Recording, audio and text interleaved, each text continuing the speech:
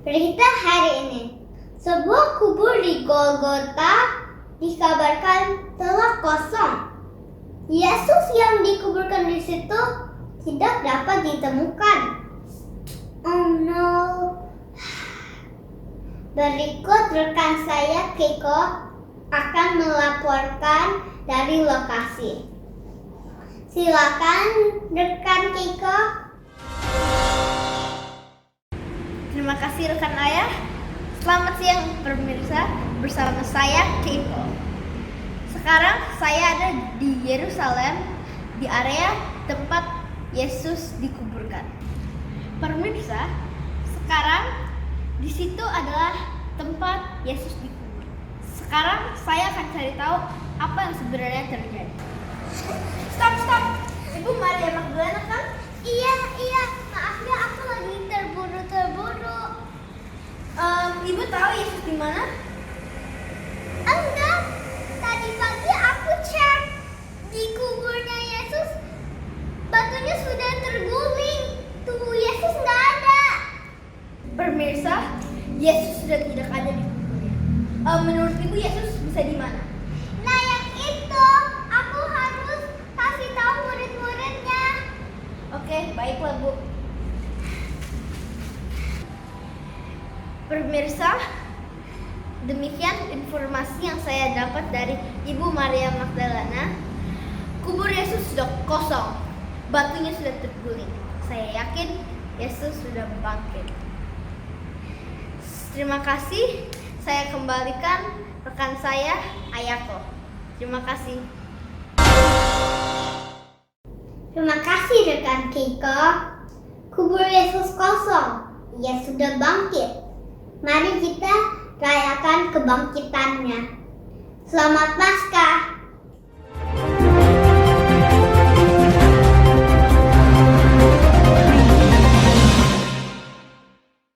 Shalom Bapak Ibu Saudara, ada kemenangan pagi hari ini, ada pagi yang sukacita. Hari ini kita merayakan hari kebangkitan Tuhan kita. Hari Paskah yang luar biasa, momen yang paling penuh dengan kemenangan buat setiap anak-anak Tuhan. Dan saya percaya kebangkitan Tuhan, kuasa kebangkitan Tuhan masih ada dan terus nyata dalam setiap hidup kita. Percayalah Bapak Ibu Saudara, pakai kuasa Tuhan, apapun yang membelenggu kita pagi hari ini, serahkan ke dalam kuasanya dan nyatakan kemenangannya. Kemenangannya atas maut, kemenangannya atas kematian, sehingga kita punya masa depan yang penuh dengan harapan. Tiada yang lebih damai, tiada yang lebih shalom daripada kemenangan Tuhan. Tuhan sudah kasih jaminan buat hidup kita. Amin Bapak Ibu Saudara, dan saya berharap pagi hari ini kita semua bersuka cita. Mungkin bisa lihat kanan kiri suami istri atau keluarga, katakan selamat Paskah. Biar kuasa kebangkitan Tuhan, kuasa kebangkitan, penebusan dan keselamatan diterima oleh setiap kita, oleh setiap anggota keluarga kita. Amin Bapak Ibu Saudara.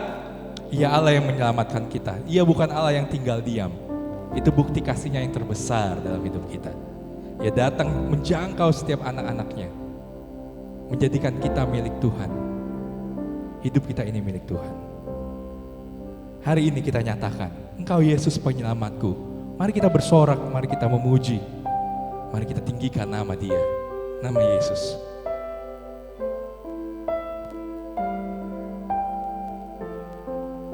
Terima kasih ya Tuhan. Engkau telah menang.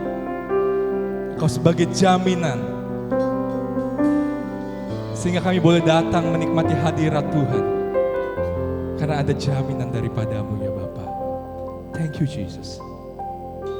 Oh Yesusku, penyelamatku, tiada yang seperti Engkau. Setiap hari ku memuji keajaiban kasih-Mu.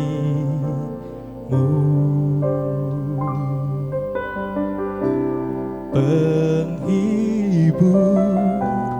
pelindung, menang menara kekuatan.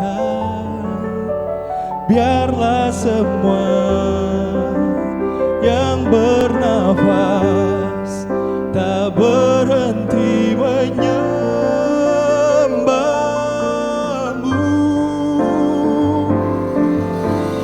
Nyanyi dan bersoraklah bagi Dia, puji dan hormat kuasa bagi Raja.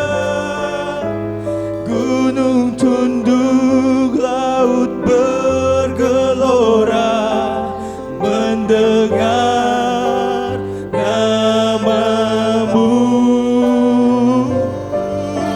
Ku bersuka atas perbuatanmu, selamanya ku kasihi Engkau Tuhan.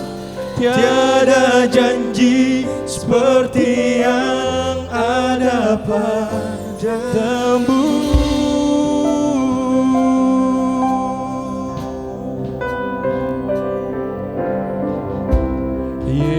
Yesusku, penyelamatku, tiada yang seperti Engkau. Setiap hari ku memuji keajaiban kasih-Mu. Penghibur, pelindung, Kau menara kekuatan. Biarlah semua yang bernafas tak berhenti menyembahmu Tuhan. Nyanyi dan bersoraklah bagi Dia, pujian hormat kuasa bagi Raja. Gunung tunduk, laut bergelora mendengar namamu.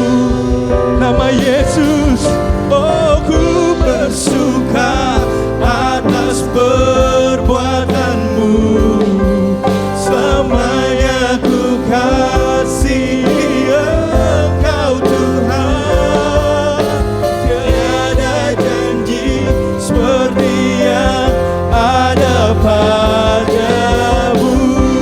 Mari kita nyanyi, mari kita bersorak bagi Raja di atas segala raja.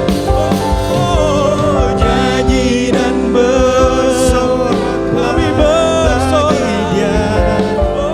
Puji dan hormat kuasa bagi Raja. Oh, gunung tunduk, laut bergelora mendengar namamu. Namamu Tuhan, ku bersuka atas perbuatanmu, selamanya ku kasihi Engkau Tuhan. Tiada janji seperti yang ada padamu. Sekali lagi, mari sorakan pujianmu bagi Allah. Oh, nyanyi dan bersoraklah bagi Dia, puji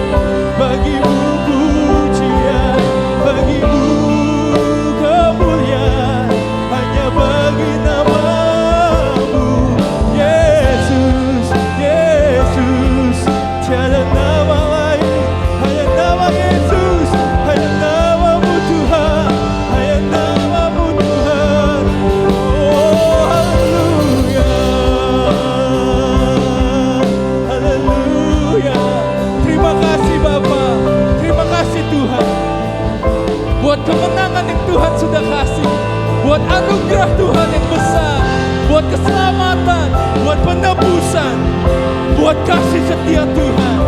Kami mengucap syukur Tuhan. Kami bersuka. Haleluya. Haleluya.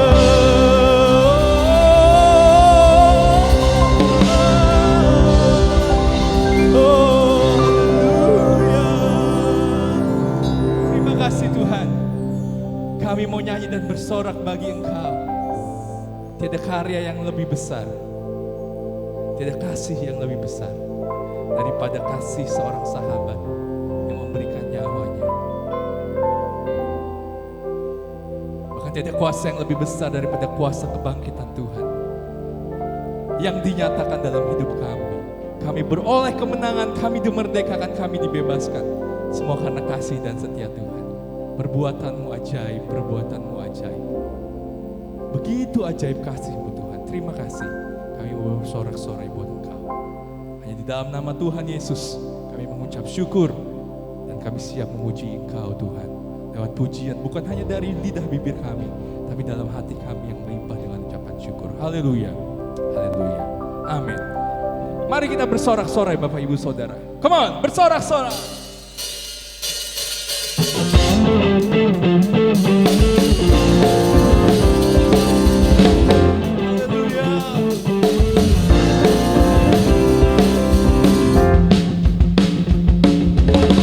Bersorak-sorai, muliakan namanya.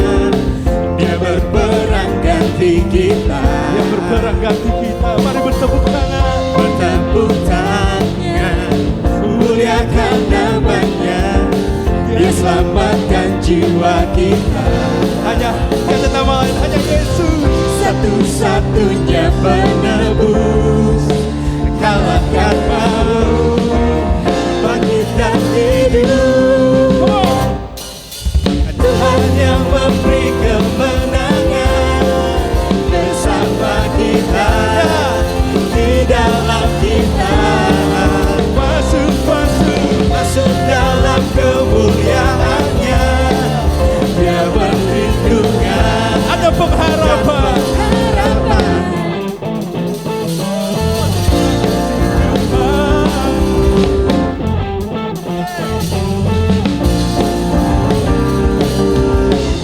Sorak-sorai, muliakan namanya.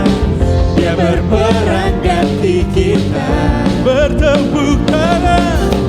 Bertepuk tangan, muliakan namanya. Dia selamatkan jiwa kita. Satu-satunya penebus, kalahkan maut, bangkit dan hidup. Come on, are you ready? Tuhan yang memberi kemenangan bersama kita, Dia di dalam kita. Oh, masuk dalam kemuliaannya. Dia perlindungan dan pengharapan. Tuhan yang memberi kemenangan bersama kita, di dalam kita. Masuk dalam kemuliaannya. Dia perlindungan dan pengharapan. Dia perlindungan, dia pengharapan. Come on. Karena kebangkitannya Bapak Ibu Saudara, kita beroleh pengharapan. Jangan rasa takutmu, jangan rasa khawatirmu mengalahkanmu. Haleluya. Para para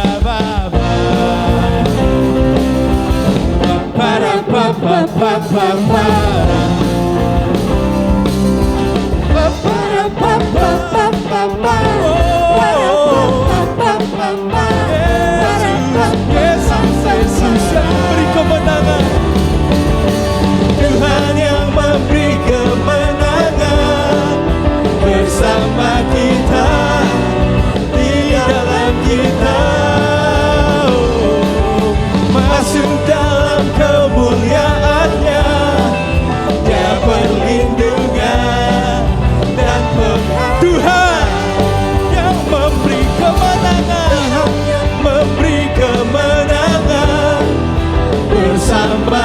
kita, di dalam kita.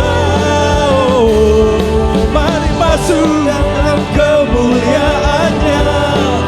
Dia perlindungan dan pengharapan. Katakan, Dia perlindungan dan pengharapan. Dia perlindungan dan pengharapan. Haleluya.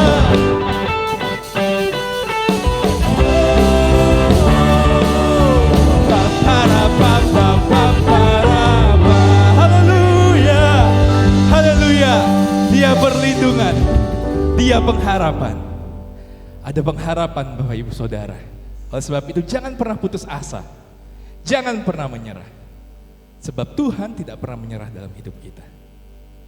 Tak sekalipun dibiarkannya orang benar, anak-anaknya tergeletak.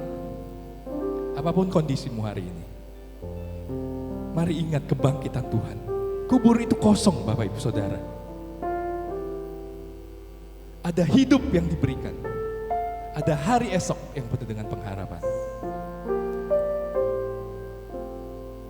Jangan biarkan dosa dan rasa bersalahmu menghalangi engkau menghampiri tahta kasih karunia Tuhan.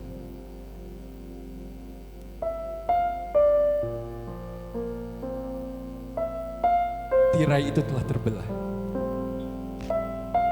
Mari masuk, nikmati kasih-Mu, kasih-Nya Tuhan. Kasih Tuhan yang besar, kasih Tuhan yang ajaib.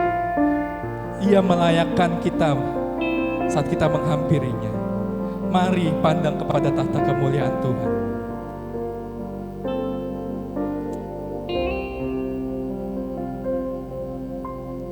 Saat ku masuk ke hadirat-Mu, bawa persembahan ke tempat kudus-Mu. Pujian dan sembahku berikan bagi-Mu Allah yang mulia. Kau layakkanku menghampiri-Mu, melihat tahta kemuliaan-Mu Tuhan. Pujian ku naikkan, sembahku berikan bagi-Mu Allah yang mulia.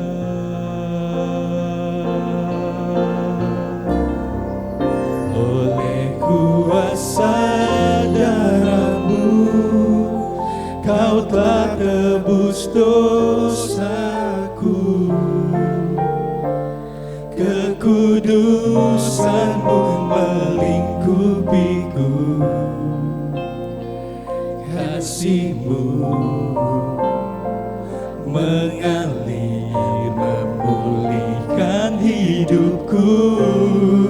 Sungguh besar anugerah-Mu, Kau selamatkan hidupku. Ku menjadi ciptaan yang baru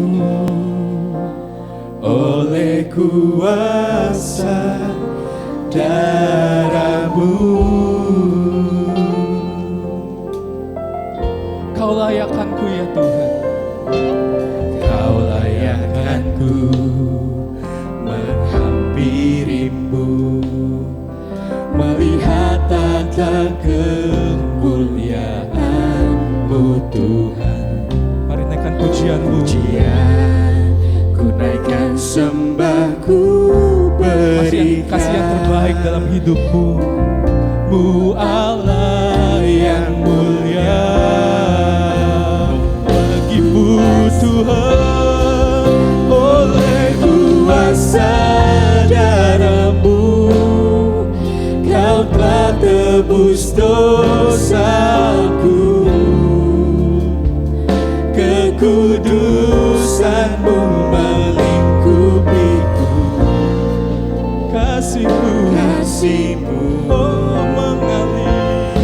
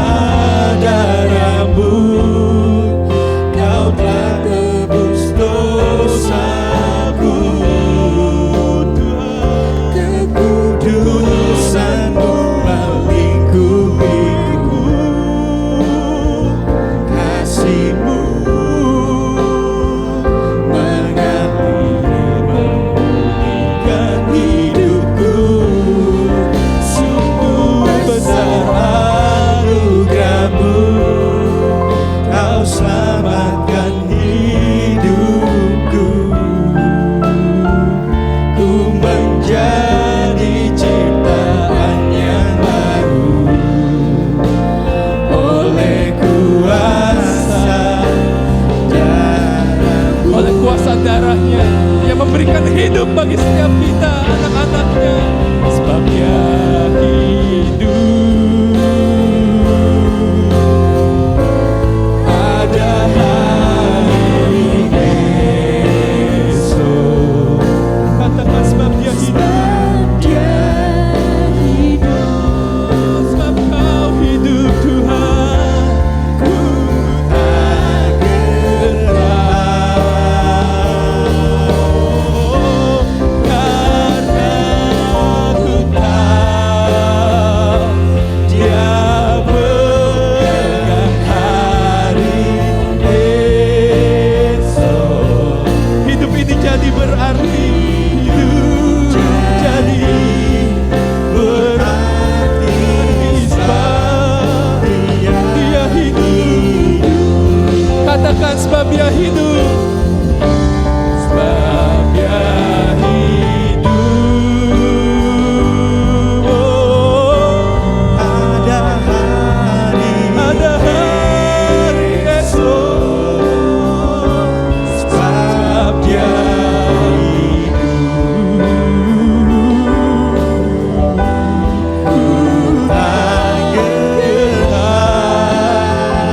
karena kami tahu ya Tuhan, ku tahu Dia pegang hari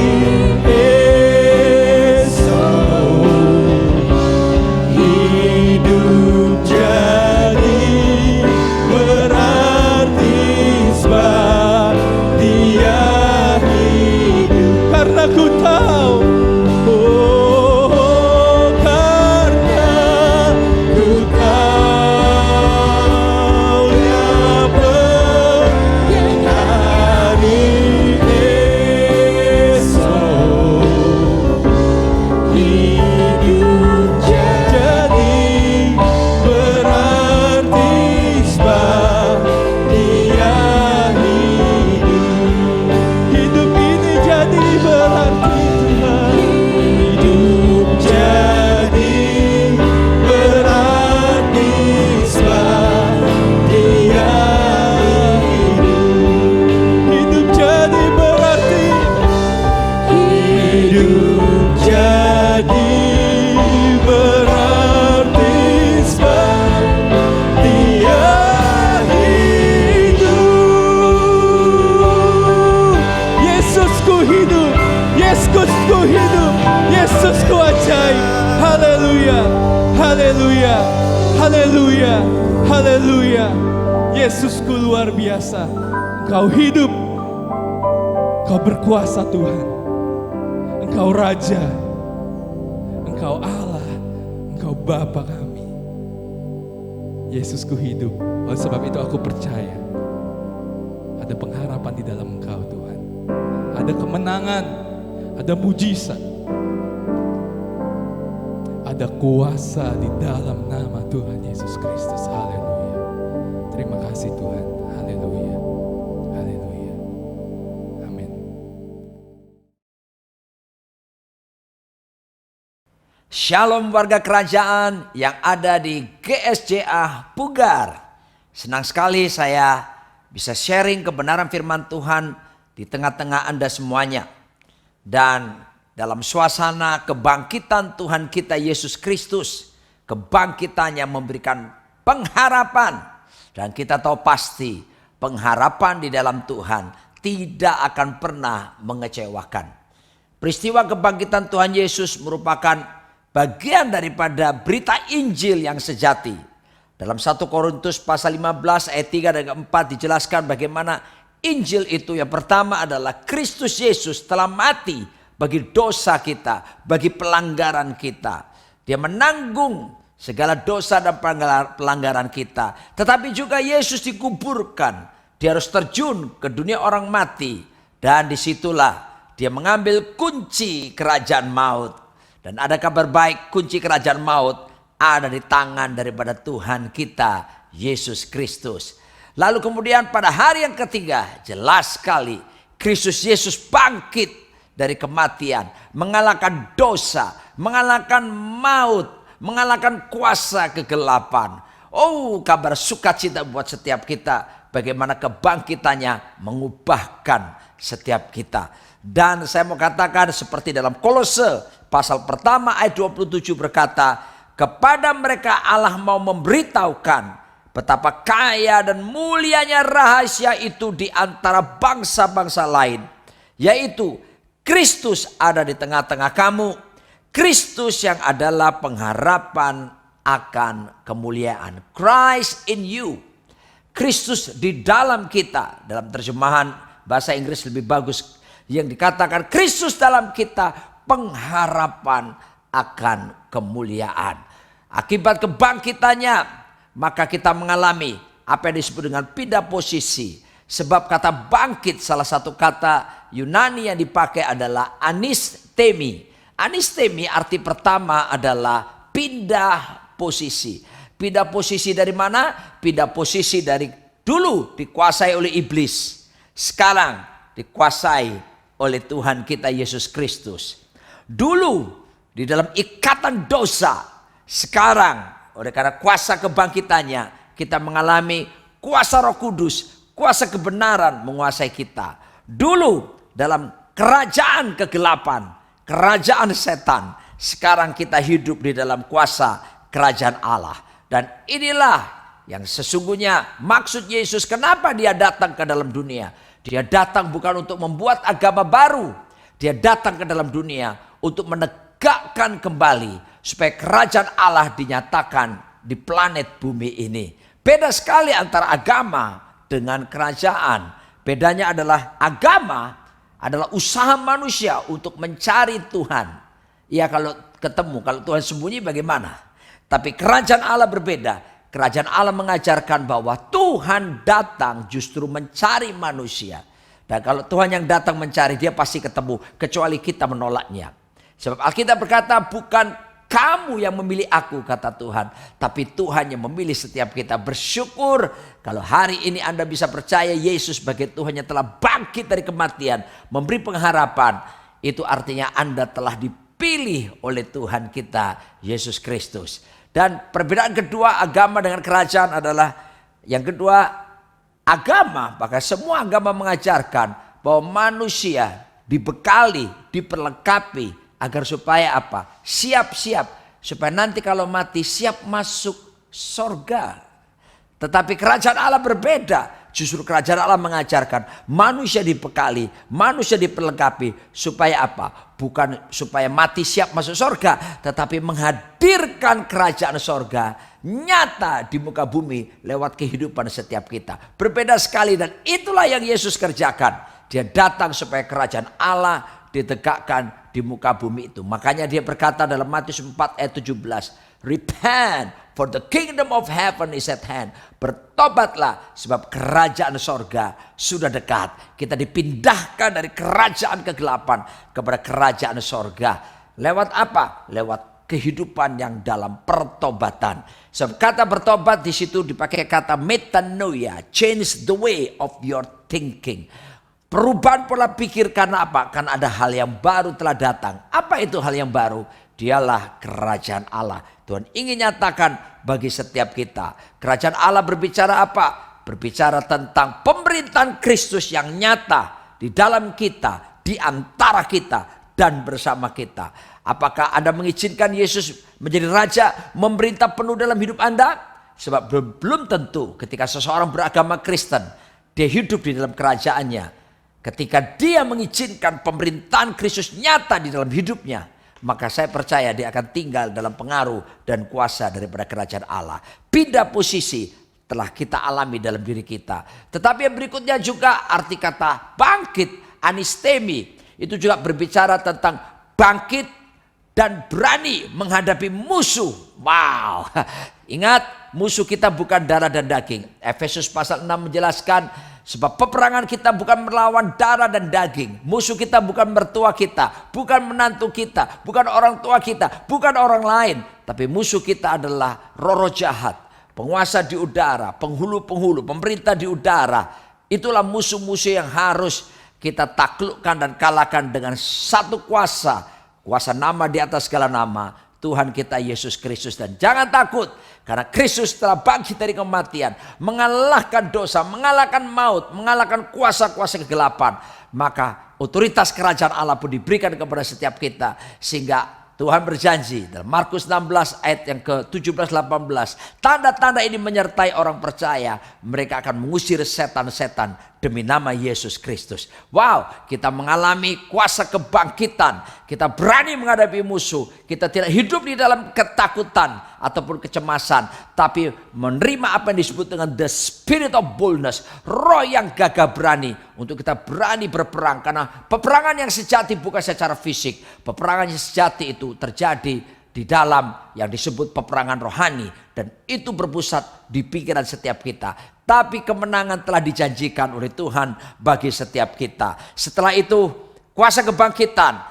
Yang tadi kita mengalami perpindahan posisi dari kerajaan kegelapan kepada kerajaan Kristus, kerajaan Allah. Haleluya. Lalu kita bangkit untuk berani menghadapi musuh. Di mana peperangan rohani dijamin bersama Yesus. Kita lakukan perkara yang besar. Tidak ada yang mustahil bagi Tuhan. Dan tidak ada yang mustahil bagi kita yang percaya kepadanya. Dan kemudian arti kata bangkit, anistemi, adalah yang berikutnya adalah bangkit dan melawan semua kesuaman dalam hidup kita. Wow, hati-hati dengan suam-suam kuku. Apalagi di masa pandemi seperti ini. Saya melihat ada begitu banyak orang sudah mulai malas. Kalaupun ada live streaming, kalaupun ada pelayanan online service. Tapi banyak pada mereka sudah mulai terjadi penurunan. Dan kemudian kalaupun onsite ibadah secara langsung. Ada beberapa orang malas karena sudah terbiasa work from home. Di rumah terus. Ya, tapi aneh, ke mall berani berjam-jam. Makan di restoran kumpul banyak orang berani bisa sejam. Tapi ibadah datang ke rumah Tuhan. Yang walaupun sudah ada protokol kesehatan yang ketat pun. Mereka tidak mau datang. Mengalami apa? Kesuaman. Mari saya katakan dalam Wahyu pasal 3 ayat 16. Alkitab menjelaskan bagaimana teguran Tuhan kepada jemaat di Laodikia. Kalau orang itu mengalami suam-suam kuku, apa yang terjadi? Tuhan akan memuntahkannya. Wow, ini sebuah konsekuensi yang sangat tragis. Ketika seseorang tidak mengizinkan Roh Kudus yang membara dalam dirinya, maka mengalami kesuaman. Dan akibat daripada kesuaman itu dimuntahkan. Ini menimbulkan sebuah pemahaman interpretasi bahwa dimuntahkan itu bisa jadi dihilangkan ataupun tidak mengalami keselamatan di dalam kehidupannya. Sebab itu saya mengajak setiap kita, warga kerajaan, jemaat GSJA yang disebut dengan Pugar. Mari kita semua bangkit dalam semangat kebangkitan Kristus. Kita tahu bahwasanya kita mengalami pindah posisi. Kita mengalami kehidupan kerajaan Allah. Dan kita berani menghadapi musuh dengan kuat kuasa namanya. Serta jangan lupa melawan semua bentuk kesuaman. Dan kita hadapi dengan biarlah rohmu menyala-nyala dan layanilah Tuhan. Biarlah rohmu menyala-nyala dan layanilah Tuhan. Ketika seseorang menyala-nyala, mari saya beritahu, itu menular. Pasti orang di sekitar kita pun akan terbakar. Karena kita mau menyala-nyala dalam pekerjaan Tuhan, dalam melayani Tuhan. Kenapa? Kuasa kebangkitan hadir di tengah kita. Dan jangan lupa, pertanyaannya sekarang adalah, di manakah Yesus Kristus? Alkitab jelas berkata dalam Kolose tadi, bahwa Christ in you, the hope of glory. Di dalam Kristus, di dalam kita menjadi pengharapan akan kemuliaan yang luar biasa sekali. Saudaraku yang dikasih oleh Tuhan Yesus Kristus. Kristus di dalam diri setiap kita. Inside of us. Dia tidak jauh. Kemanapun Anda pergi, Immanuel tetap menyertai kita. Kata Immanuel mengandung pengertian God be with us. Tuhan beserta kita. Tapi Immanuel kedua berkata God dwell in us. Tuhan tinggal di dalam kita. Tapi juga Immanuel berkata God for us. Ya, Tuhan di pihak kita. If God be for us, who can be against us? Kalau Tuhan di pihak kita, siapakah lawan kita? Luar biasa bukan? Dan Kristus di dalam kita, pengharapan akan kemuliaan. Banyak orang berpikir soal pengharapan itu adalah untuk hal-hal yang terjadi di kemudian hari, untuk masa depan. Itu boleh saja, itu betul. Tetapi sesungguhnya harapan terbesar sudah diberikan di dalam Kristus. Kristus sendiri adalah harapan terbesar. Sudah di dalam diri setiap kita. Kalau harapan terbesar saja sudah diberikan di dalam diri kita, apalagi yang lainnya. Sebab itu tertawalah, bersukacitalah. Sebab sukacita daripada Tuhan itu menjadi kekuatan setiap kita. Pemazmur berkata, hanya dekat Allah saja kiranya aku tenang. Sebab daripadanya lah harapanku. Hanya Dia gunung batuku dan keselamatanku. Kota bentengku, aku takkan goyah. Dekat sama Tuhan. Dan saya percaya pengharapan kita akan semakin nyata, semakin kuat di dalam Tuhan. Dan saudaraku dikasihi Tuhan, demikian pula harapan orang benar akan menjadi sukacita. Seperti di dalam katakan Amsal 10 ayat yang ke-28. Tetapi harapan orang fasik menjadi sia-sia. Halo warga kerajaan, harapan orang benar, kita yang di dalam Kristus, apa itu? Menjadi sukacita. Dan saya percaya ketika kita hidupi ini, maka kita akan menjadi sehat. Imun kita akan jadi naik. Saya percaya kekuatan virus apapun tidak akan sanggup menembus setiap kita. Sebab Alkitab berkata, hati yang gembira, adalah obat yang manjur, seperti obat hati yang senang,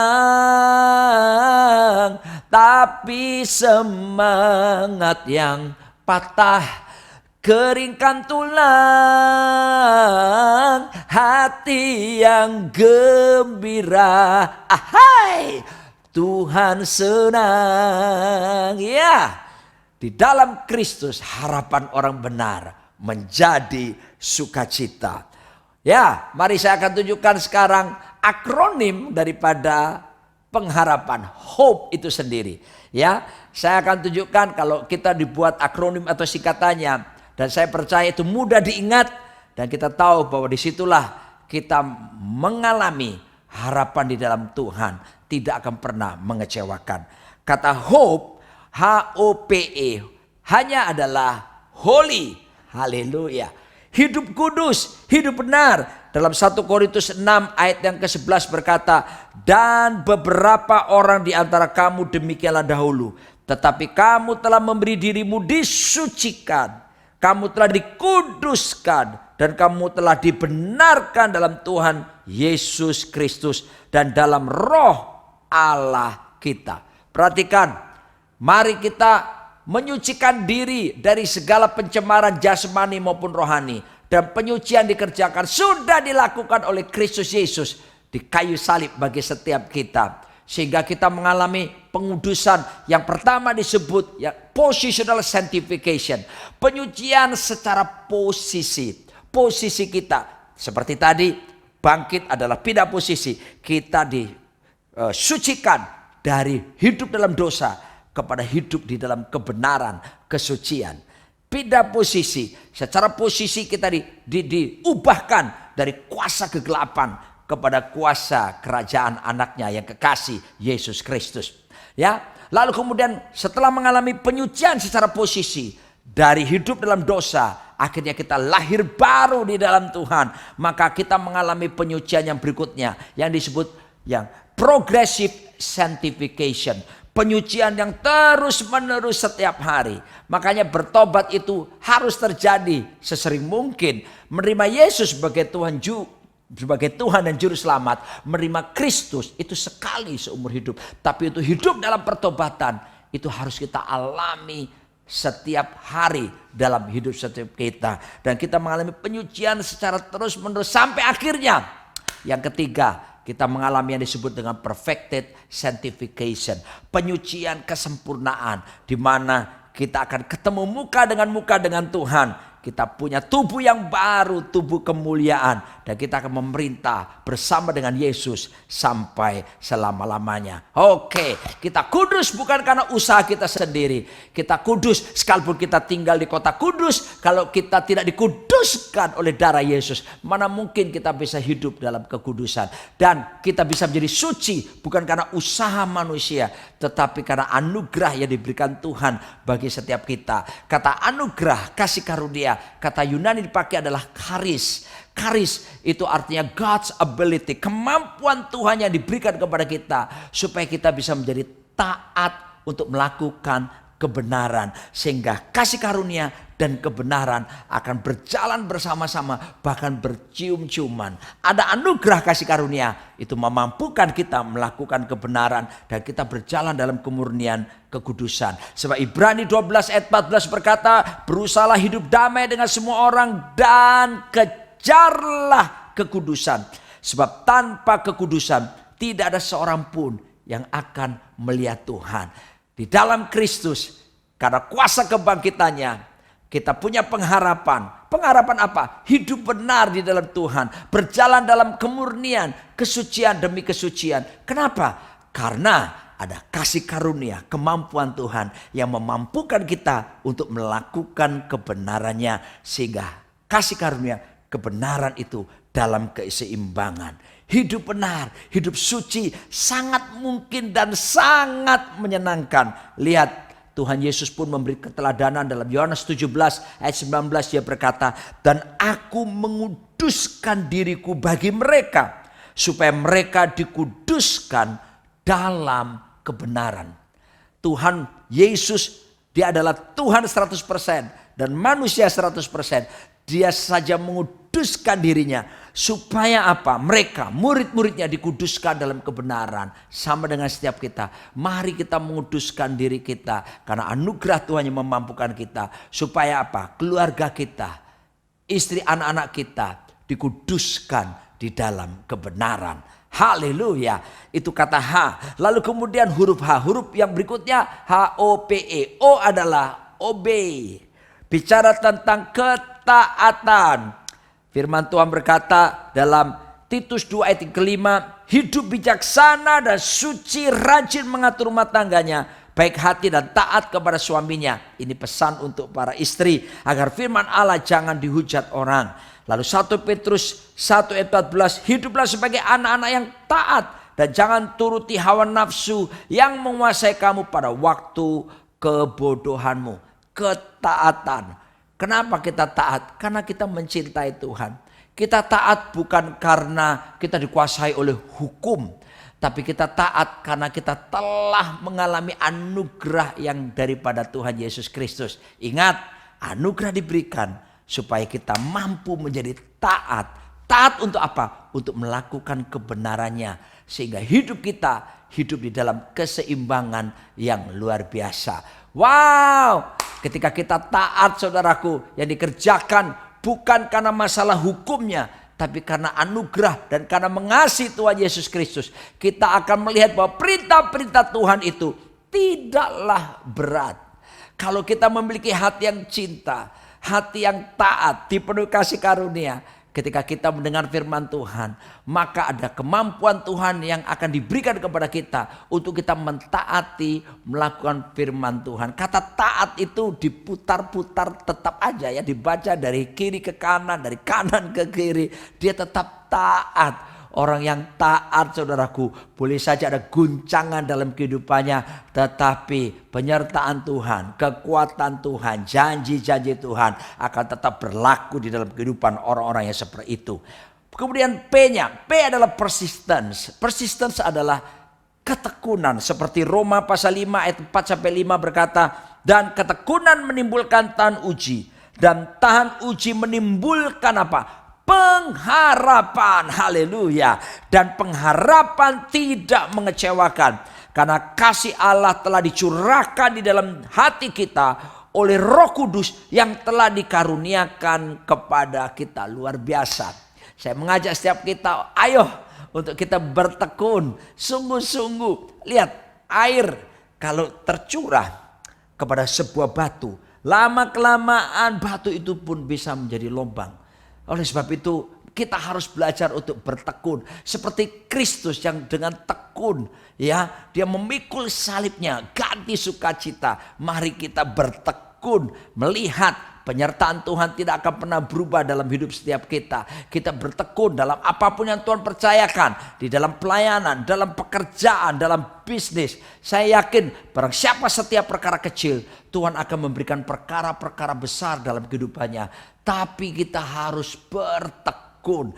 Dan saya percaya para pemain-pemain olahraga yang hebat, juara-juara dunia, mereka bisa menjadi juara. Kenapa? Karena dalam ketekunan mereka mengerjakan. Mereka mesti latihan dengan tekun. Saya mengajak warga kerajaan sekalian agar kita bertekun di dalam segala sesuatu. Pandemi boleh ada, tetapi ketika orang bertekun, maka pandemi akan berubah menjadi akademi. Kenapa akademi? Proses pembelajaran, proses pembentukan, di mana kita akan semakin dibentuk menyerupai dengan Tuhan Yesus Kristus. Dan ketika kita ada di dalam akademi, hasilnya dalam ketekunan itu, maka kita akan mengalami yang berikutnya. Corona revival, kebangunan rohani akan terjadi dalam kehidupan setiap kita. Percayalah, di saat-saat seperti ini, God still in control. Tuhan tetap di dalam kendalinya. Tuhan tidak pernah kecolongan dengan adanya pandemi ini. Diizinkan ini terjadi adalah baik buat kita, adalah baik buat gerejanya, memurnikan kita dan semakin membawa kita menyerupai Tuhan kita Yesus Kristus. Mari kita lanjutkan lagi. Lalu yang keempat tentunya hope. H adalah holy, hidup kudus. Lalu yang berikutnya O adalah obey, kita untuk taat. Lalu P persistent, dalam ketekunan. Saudaraku dikasih Tuhan. Lalu kemudian E-nya adalah, ini dia hasilnya, excellent. Kata excellent itu luar biasa. Saya ingat waktu saya masih SMA, saya belajar bahasa Inggris. Pada waktu itu diajari kata baik itu adalah good. Ya, kalau ada yang lebih baik itulah better. Kalau terbaik itulah best, the best. Wow. Lalu kemudian guru saya berkata begini, tapi ada yang lebih tinggi dari yang terbaik, the best. Wah, mata saya langsung lebih lebar lagi karena saya pengen tahu apa itu. Ternyata bahasa Inggrisnya dialah excellent. Kata excellent itu above average, di atas rata-rata. Excellent itu, saudaraku, itu hal yang luar biasa. Wow, indah sekali bukan? Dan kalau kita dengan tekun berharap kepada Tuhan, bertekun di dalam kebenaran, bertekun dalam pengajaran rasul-rasul, bertekun dalam kebenaran firman Tuhan, maka saya percaya akan menghasilkan spirit yang excellent, kehidupan yang excellent. Saudara kasih Tuhan, kalau boleh disejajarkan kata good ini, baik ini, itu kalau dalam ukuran sukses itu disebut sebagai accomplish, pencapaian biasa, ya. Tetapi kalau kita lihat lebih baik lagi, better, itu bukan accomplish lagi, tetapi sukses, ya. Dan ini yang diinginkan banyak orang, bukan sukses. Tapi itu dalam level apa? Better. Ada yang lebih tinggi lagi yang namanya apa? Best, ya. Maka yang lebih tinggi daripada itu bukan accomplish, pencapaian biasa atau sukses, tapi significant. Wow, haleluya. Mulai ada pengaruh yang lebih luas dalam hidup setiap kita, menjadi berkat bagi banyak orang. Tetapi jangan berhenti sampai di situ, karena ada level yang berikutnya namanya excellent. Dan excellent ini kita bisa lihat hasilnya apa? Ada legacy, ada warisan rohani yang dapat dipindah tangankan dari generasi satu ke generasi yang berikutnya. Dan kita akan melihat bagaimana anak-anak kita harus menjadi anak-anak rohani kita. Kita lihat generasi yang ada, milenial, akan menjadi jauh lebih baik daripada generasi setiap kita. Karena kita memberikan mereka warisan rohani. Saya akan tutup dengan kisah bagaimana orang yang meninggal selalu akan meninggalkan beberapa hal. Yang pertama, orang mati akan meninggalkan memori, foto-fotonya atau kenangan-kenangan yang lain. Tapi foto, memori bisa rusak. Orang mati meninggalkan yang kedua, apa yang disebut dengan monumen. Bisa dibangunkan patung yang besar, tapi monumen bisa rusak dan bisa dihancurkan pula. Lalu orang mati meninggalkan apa? Warisan. Wah, ini dia saudaraku.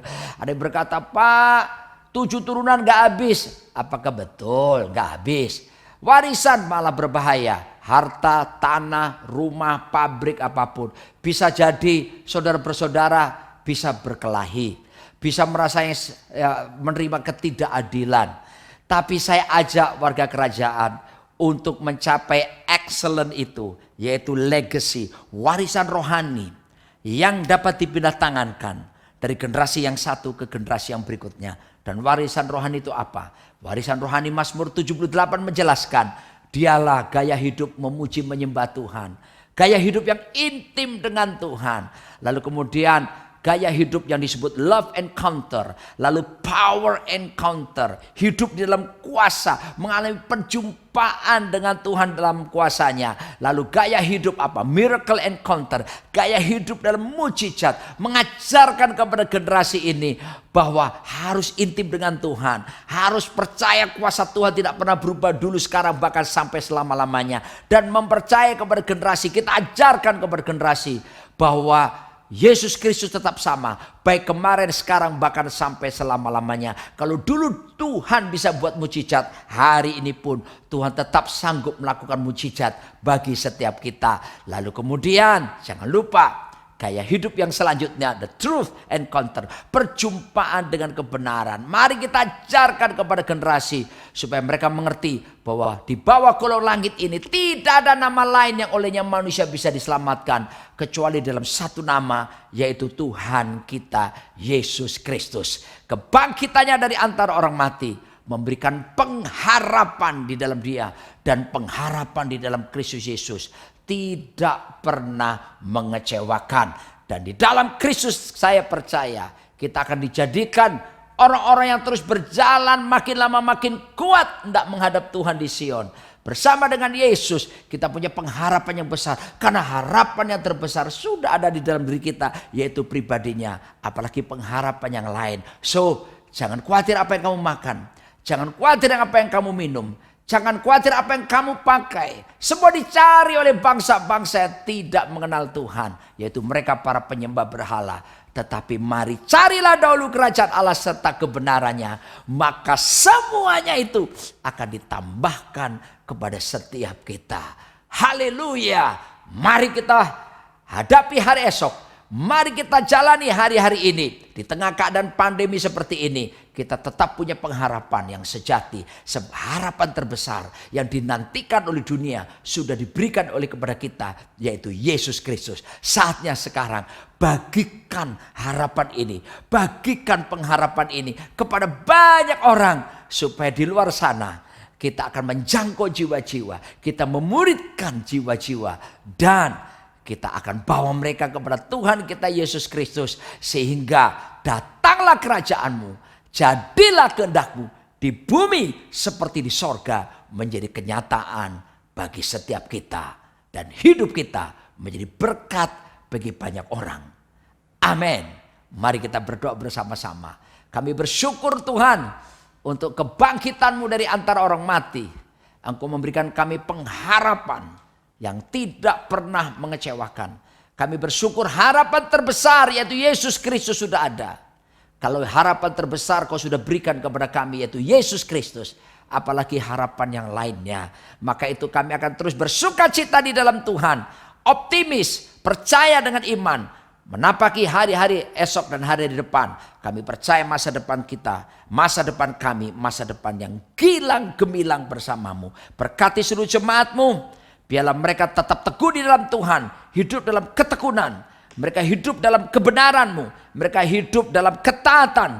Dan mereka Tuhan mengalami apa yang disebut dengan excellency. Mereka mengalami roh yang luar biasa. Karena mereka mau terus meneruskannya bagi generasi yang selanjutnya. Kami akan melihat anak cucu kami. Generasi yang selanjutnya jauh lebih baik daripada generasi kami. Dan kami akan melihat bagaimana perjalanan gereja-Mu berjalan dari kemuliaan yang satu kepada kemuliaan yang selanjutnya. Dalam nama Yesus, haleluya. Amin. Shalom, selamat Paskah. Ini hari kemenangan, hari pembebasan. Tuhan sudah datang menjadi juru selamat dunia. Wow, ini harus dirayakan dengan sukacita, dengan luar biasa. Karena seharusnya saya, saudara, harus menerima penghukuman. Tapi karena kasih-Nya yang besar, kita dibebaskan.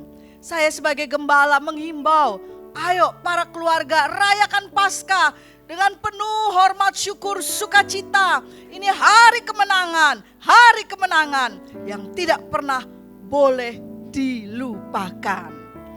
Terima kasih buat hambanya yang sudah menyampaikan berkat Paskah pada hari ini. Dan pesan saya di hari Paskah yang luar biasa ini, yaitu kebangkitan Tuhan yang harus kita rayakan dengan luar biasa. Ada pujian yang saya mau ingatkan, yang tidak pernah atau mungkin dilupakan. Sekarang saya sudah bebas, sekarang saya sudah bebas. Saya bebas oleh darahnya domba Allah. Sekarang saya bebas, bebas, bebas. Haleluya. Jangan pernah lupa, kita menjadi orang-orang yang sudah dibebaskan oleh darah Yesus. Namun, marilah kita harus menjaga apa yang sudah dianugerahkan Tuhan itu.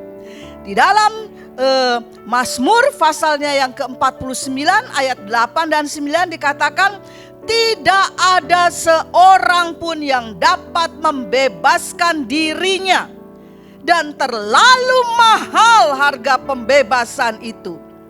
Dan di dalam Galatia pasalnya yang kelima ayat yang ke-1 dikatakan, supaya kita sungguh-sungguh merdeka, Kristus telah memerdekakan kita. Karena itu berdiri teguh, jangan mau dikenakan kuk perhambaan.